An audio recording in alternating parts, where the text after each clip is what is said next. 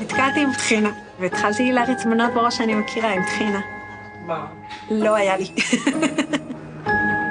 זה מלחיץ מאוד, וברגע שאמרו שזה דו-קרב זה עוד יותר מלחיץ.